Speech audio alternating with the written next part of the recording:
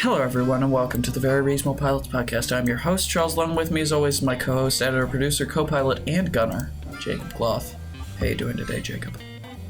I'm all right. How are you, Charles? I'm doing all right. I'm drinking water. I'm nursing a wee bit of a headache right now, but you know, I soldier on because that's just what I do. What a good boy you are. I think I've been So grinding. you got a pitch for us, don't you? I do have a pitch. And unlike how I was thinking about making you pick between two pitches today, like I want to do, but I'm not doing that. Instead, I'm just going to talk about this one pitch that I have. Would you like to hear about it? Do it. Would you like to hear about it? I told you to do it, so do it. I'm gonna drink some water first, because. Okay, I'll talk over it so that there's not just a long, dull silence as he chugs water. I already know what his pitch is about because he talked about it before we started. Something to do with Atlantis. The new Atlantea. A new plague ravages Earth society. As millions of humans die, the virus continues to evolve. Scientists are stumped, and one fringe radicalist decides the only way for this airborne virus to be eliminated is for human beings to go somewhere without air. So, unlike your most recent show, which was about space, my show is about the exact opposite.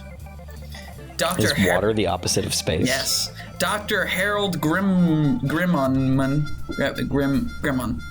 Dr. Harold Grimmon genetically alters people in order to breathe underwater, giving them gills and other such nonsense, and survive the pressures of the ocean floor. That's cool. Yeah. And he decides to, very much in a similar vein to Andrew Ryan of BioShock, to start his own undersea civilization. Oh. So he takes all of these people that have willingly decided that they want to live underwater because this airborne virus is killing everyone up on the surface, and the only way for them to not spread the virus is to get rid of air. So he's decided, Dr. Harold Grimmel, that he's going to take all of his volunteers, he's going to genetically engineer them and begin this construction of this massive underwater civilization. This society, starts out small with a few hundred people, but eventually, through years and years, it eventually transforms into one of the biggest, most, influential places on Earth, while society on Earth, on, the surface, is still deteriorating because this virus is still out of control, and there's no way to figure out how to, stop it. So, our series is set a few decades after this happens, in which all of the Earth civilizations, all of the land civilizations have seemingly died out. And the unders, that's what they're called. Landers are the people who live on land, and unders are the people who live underwater. The unders have become a highly advanced civilization full of, cool underwater technology. They have Wi-Fi, probably. I don't know if Wi-Fi works underwater, but they've got it. They've got all sorts of cool space, or not cool space stuff. They got cool sci-fi stuff, right?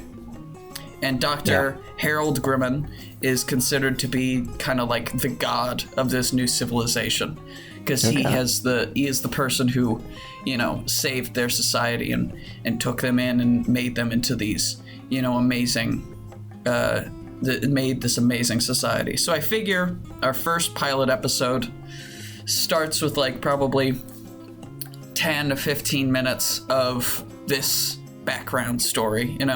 We have some characters throughout this these events, talking, and we see Harold Grimmon doing his work, and we have one of the main characters doing an overview telling us what's happening. And then we go to the present time, and we see that it's sort of like an underwater cyberpunk almost civilization where poverty and corruption still run rampant because that's just part of human nature. And our main character, Jeremiah York, is a lowly worker who is, he's doing his menial labor. He's making sure that everything is, still working, that all of the city's food creation and, animal proliferation projects are still running. He's basically the lowliest of the workers. He's a shit shoveler. That's what he does. So Jeremiah York and all of the people in this universe, their last name is the city that they came from. Oh, okay. Classic Charlie convention. Yeah, classic, always. So Jeremiah York, while he's one day, out and about outside of the city limits, but he's still, he's doing his job. He's shoveling the shit. He's basically working as a salvage worker right now. He's salvaging old ships and looking through, the ancient stuff that's on the bottom of the seafloor. He stumbles upon an ancient submarine from an old world government, and the information that he finds on the submarine contradicts everything that he's been taught. Like, he's been taught that Harold Grimman was a pragmatic, what's the word? Not a ventriloquist. A philanthropist, yeah. He's a pragmatic ventriloquist. Loves his puppet. Yeah, he loves his puppet. He loves throwing his voice. And he brought all of these people down here out of the kindness of his own heart, and because he is, dedicated to the future of mankind. And the stuff he finds on the submarine shows Harold to be kind of like, shows historical documents and stuff of Harold being kind of an unhinged, mad lunatic who, was performing these unethical genetic experimentation, stuff long before the virus was ever a problem. You could tell he just has always wanted to have people live underwater or try and, merge human and aquatic nature into one being. So that's his sort of thing.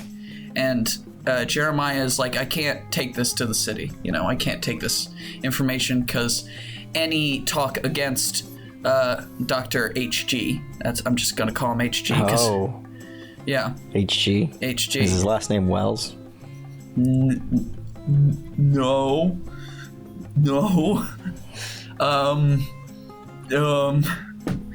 Any talk about Dr. HG is considered a heresy, blasphemy, whatever word you want to use, and you're not killed, you're just exiled out of the light that HG provides, out of the light of his new glorious civilization.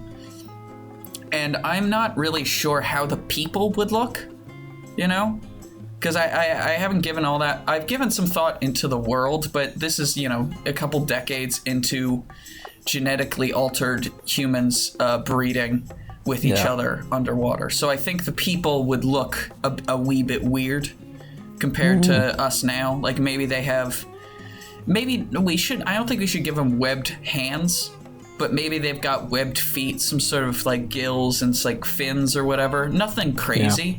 They're not like fish men. Yeah, you got to think of the makeup artist, because if you go too crazy, then you're going to screw them over. Yeah, or maybe they've got like, well, I was thinking maybe this could be an animated show, because I don't know how. It doesn't matter. Yeah, I don't know how we would make their eyes bigger in a live action show, because their eyes would need to be bigger to get more light in so they can see at the ocean depths. Yeah. So we're still trying to make these characters like human enough that you can relate to them, but they're obviously not just human. There's other stuff in there. Like maybe different subsects of the city have been merged with different, sort of aquatic life. So there could be a subset of people that don't breathe water.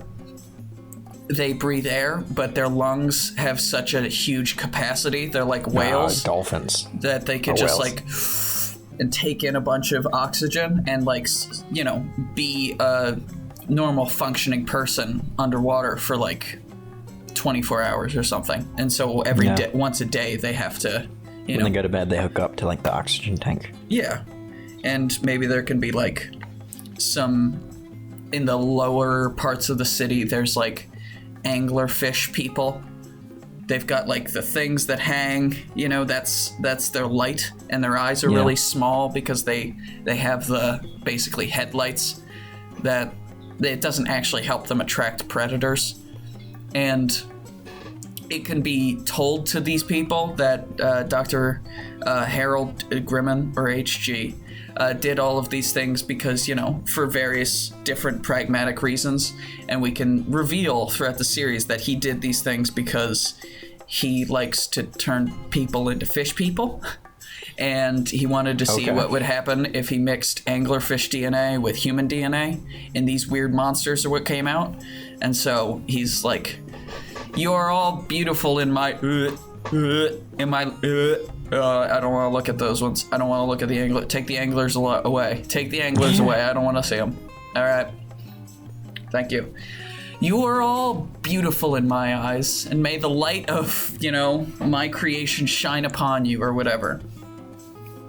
But I don't think we're seeing Harold after the beginning, you know, crawl. You know, we're not seeing this guy anymore. So we get, Jeremiah, our main character, he is exploring, he's doing some salvaging. Maybe there can be a little action sequence where he has to fight some sort of underwater monster, like a shark. You know, those underwater monster sharks. Big squid or something. Yeah, big squid, but it can we can show, like, how more advanced they are, you know, underwater, and how they can survive better underwater because they've got the webbed things and they're more agile or something, you know? Maybe they've always got the fingers that are like raisins so they can grip stuff, you know? Raisin fingers, yeah. Raisin fingers, yeah. And they all swim around with big tridents, and they can control the fish and chase them over there. So Jeremiah York has found this information, and he's like keeping it to himself. You know, maybe he goes back into the city and he's, you know, reporting to his boss, and he's like, "Did you find anything weird out there, Jeremiah? You look a little jumpy or whatever." And Jeremiah's like, "No, I didn't. No, it was fine." He's a really bad liar. No, no, what? No, I didn't find anything weird. All hail Harold, Grimman. He's really bad at saying names also, I don't know. And so, you know, he's a little freaked out by all of this, like, this information that he still doesn't believe totally, but he's, you know, he's coming around to it because it's starting to make sense once you suggest that your god actually hates you and he just likes fucking with you. Then that begins to explain a lot of the horrible stuff that just happens in his life at all times, you know? Yeah. The fact that there is so much space underwater, there is, you know, hundreds of thousands of miles that are just completely uninhabited, and they could take over. But Jeremiah still lives in a tiny, you know, studio apartment because that's just how the rich and powerful like to keep it, you know? And so when he's, you know, left his job, his boss is like, send somebody to tail him because he could tell something's off. And, you know, Jeremiah gets back home, he puts the stuff in, he, you know, watches the video again, and the tail, like, breaks in and is like, you know too much, I have to kill you. And that's when he's saved by, we can change the name, Stephanie Perth, right?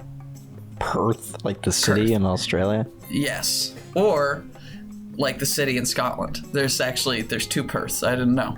So he's saved by Stephanie Perth, and, you know, she's like, welcome to the resistance or whatever. We do something less cliched than that, but, you know. And then that's the end of the pilot. Yeah. Yeah, that's the end of the show. Congratulations, right, everyone. Good job. You made it. It took 3 seasons to get to that point. Yeah. Each episode's only 30 seconds long, so. Mm-hmm. It really is easy to watch when the whole 3-season arc is done in about half an hour. Well, you gotta do that kind of bite-sized storytelling now. Mm-hmm. The kids these days, they can't handle anything longer than 45 seconds.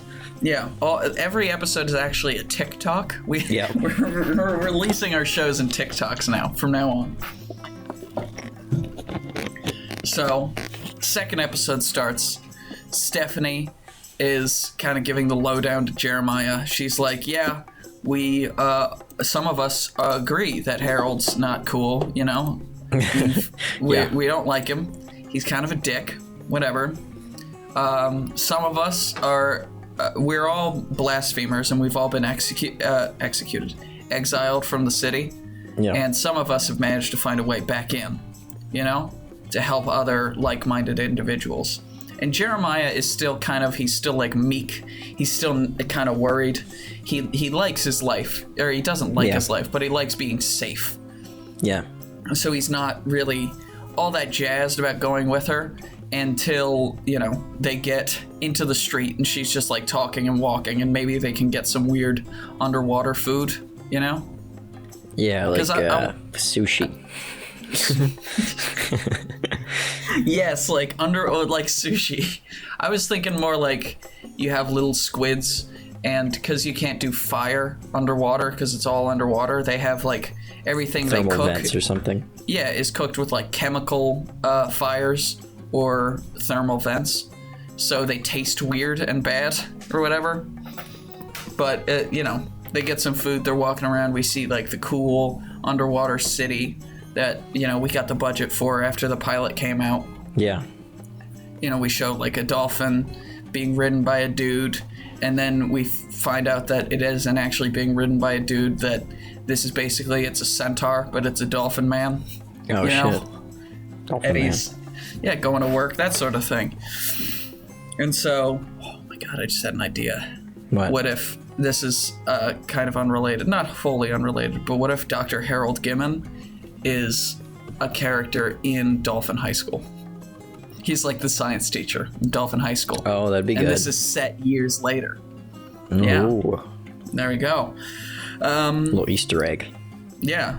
So Jeremiah and Stephanie are just walking around, talking, discussing things, until suddenly they're being chased, by this big military organization. They're using little underwater scooters so they can go fast. They've got like harpoon guns and stuff. Yeah.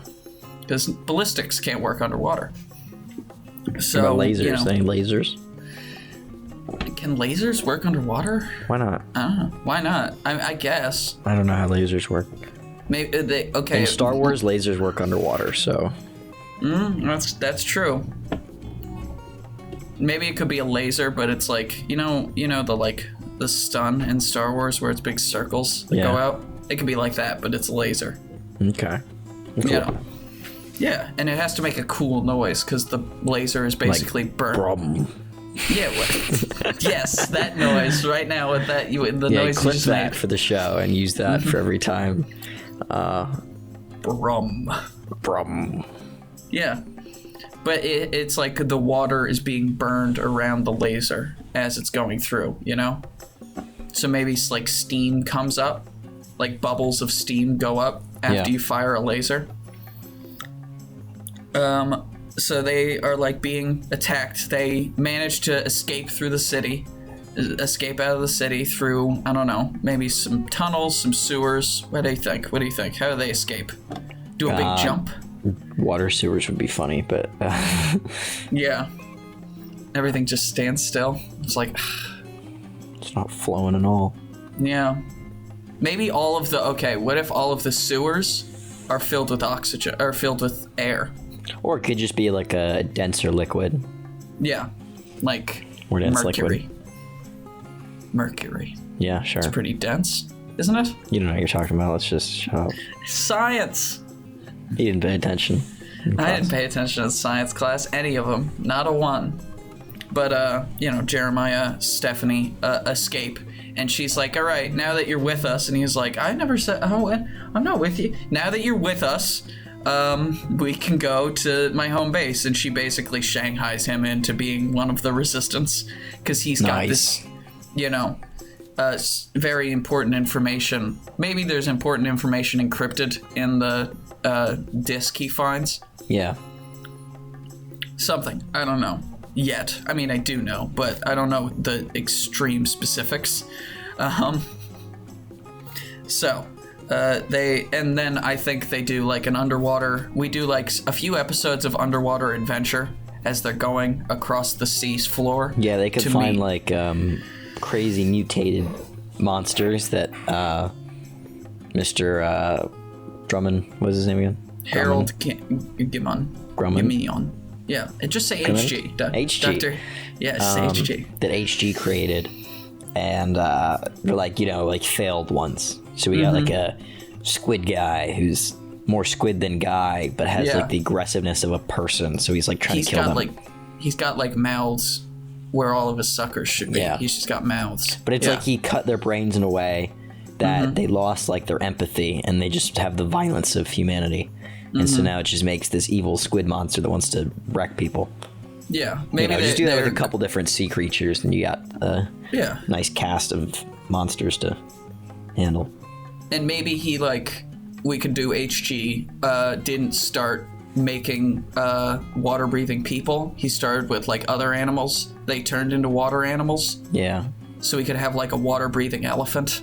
Or a squirrel. Or a squirrel. That's scary. Everyone's scared of squirrels. They can breathe water. And then I think that we can run into some pirates, but they don't have... Wait, just to go back for a second. Tiger shark. Yes, a real tiger shark. Real tiger shark. Ooh. It's got like the back half of a shark and the front half of a tiger. Yeah. But it's got the teeth of both. Maybe Stephanie, because I'm kind of thinking Stephanie is the badass of the two. Yeah. And Jeremiah is just kind of along for the ride, but he's not stupid. He's kind of an engineering guy because he's worked with salvage his whole life. Yeah.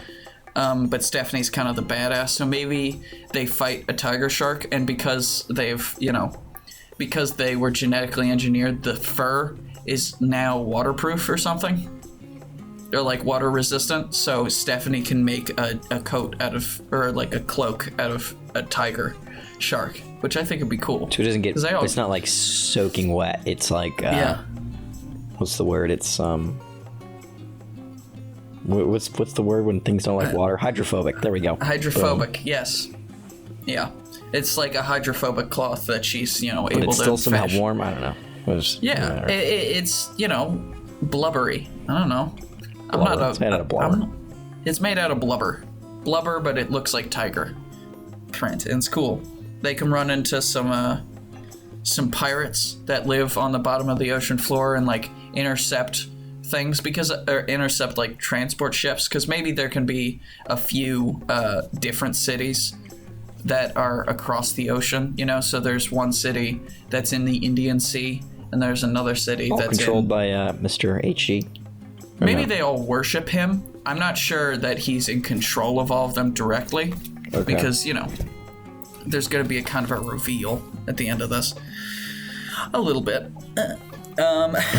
So we can do like, I was just thinking, it was my thinking noise. So yeah, we can have pirates, and they're using like old-timey pirate gear, because again, guns don't work, so they've got like fucking swords, and they've got harpoon gun, flintlock pistols and shit, and eye patches, and maybe we could have a few, maybe they could run into like humans, completely like unaltered humans that have survived in like some sort of huge underground, high not school. Even huge. Yes, a high school with dolphins. They survived maybe their entire like lives. They've been living in like submarine suits, like old-timey submarine suits. Yeah. So they're like sort of not Big Daddy.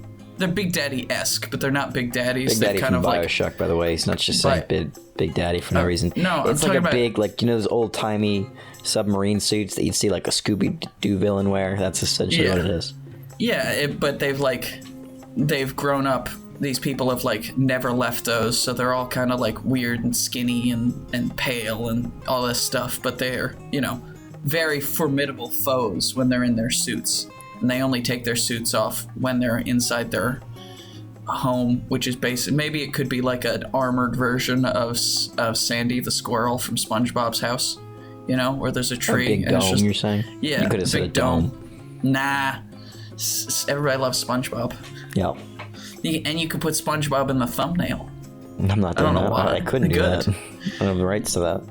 No, that's a good point. Well, it's commentary. Yeah. And satire. Yeah. And I'm not sure what other cool underwater things they could find, but I'm sure they could find some cool underwater things. because 95% of the ocean's floor is undiscovered. It's pretty cool. And It's boring, that's why it's undiscovered. It's so boring.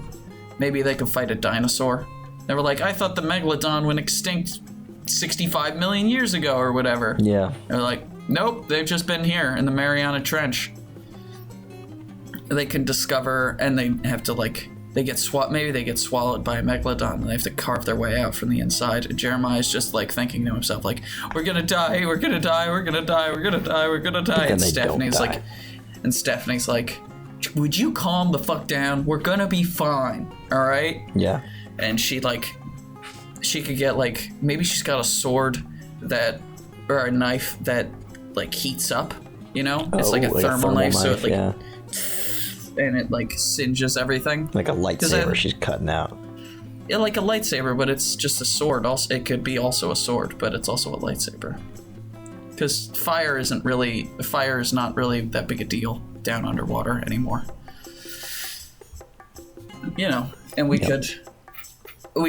they can run into all sorts of weirdos and crazy things down there. And then they eventually get to the outpost where the, resistance is holed up. And Jeremiah is able to give the disc to this, outpost guy who maybe it could be he is an old world human and he's nearing his 80s or something. Yeah. And he's the last generation of people that lived up on the surface. And he remembers Harold. Yeah, he remembers, he didn't know him personally maybe. Or maybe he did. That would be cool if it was his partner. Yeah. Or, something like that. Science partner who was like, Harold, you can't go down the road that you're going down. And Harold's You're like, yes, I can. supposed to be the chosen one. You were supposed to be the chosen one, Anakin. You're supposed to save humanity, not destroy it. And then Harold would be like, I hate you. I do what I want. And I hate you. Try to stab him and die. From my perspective, the Jedi are evil. That's what he'll say. Jedi, are you talking about them? And they'd be like, what? And then he gets stabbed. But maybe we could have it, because I want Harold to be really old. In this timeline, at this point in history, it's not even really implied that Harold is still alive. Yeah. And if he were, he'd be close to 150, Yeah. Or maybe 120, something. People aren't supposed to live that long. And so he gets there, yeah. Well, we'll get there. We'll get there because it's fucking space and science and stuff. There's no space. Underwater stuff.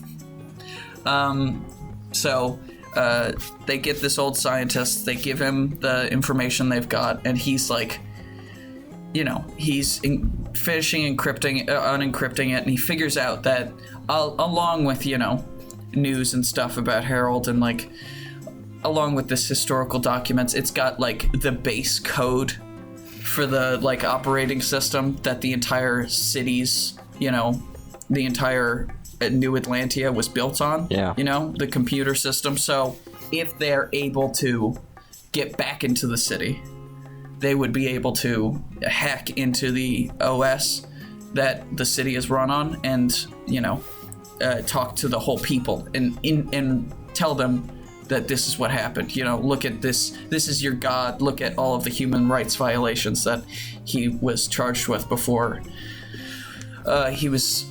before the virus came. Yeah. So we could have them. Then there's a suit up. They're getting ready. Because they're having a full frontal assault on the city in order to distract so that the secret crew could get into it. And I think it would be cool if we had a old-timey submarine, but it's 70 of them, and they've spent this whole time underwater building this enormous battleship that's made out of submarines. So it's sort of this crushed together mass of submarines that is able to withstand sustained fire for months. It's basically the Stalingrad of underwater. I said Stalingrad weird. I said Stalingrad. From New York. From New York with the Stalin and his grad students. Whatever. So, there's this final assault. Jeremiah is picked along with Stephanie, and Harold's old lab partner, along with some, soldiers, and we can meet a few characters along the way. Maybe they convince the pirates to help them, so the pirates are also part of this assault. Yeah, maybe you get some of the old humans. Yeah, and a monster. We could definitely get like maybe Jeremiah is able to like rig up this thing that's like it's a sonic emitter that will attract that taps into that part of the brain that Harold didn't remove so that the monsters will follow them and do what they say, And so they're getting there, and they infiltrate. They're able to take out some guards. There's some cool fist fights. Somebody's underwater battle. Gotcha. Big underwater battle. While there's a secret underwater battle happening also. It's like Rogue One, but they're not trying to steal anything. Yeah. Maybe one of the characters can sacrifice themselves. Somebody we're not that attached to, like one of the humans. One of the normal humans in the suit sacrifices themselves to save everybody. Whatever. Yeah. And we get there, and they get to the heart of the city. This is like the heart of everything that makes the city tick. And you get there, and it's revealed that Harold's final experiment, his final and greatest experiment, was to fuse himself with the city. Oh shit! So he has turned himself into basically a giant supercomputer that runs everything, and he's in charge of everything. He's still, he's still Harold. He's still crazy, but he's also still, he's become higher. He's the city. A higher being. He is the city. I am New Atlantea. Whatever. And it's revealed. Harold reveals this to the main characters that not only was he a vicious, human rights violating scientist, while Earth was a normal lander civilization, he is the one who secretly caused the landers to go dark. He didn't create the virus. That was just a lucky thing that happened to him. Yeah. Because maybe Steph or Jeremiah can have a theory that Harold was the one who was responsible for the virus, so that people would move down underwater. Yeah. And he's like, no, I didn't do that. That was just, our own hubris as people.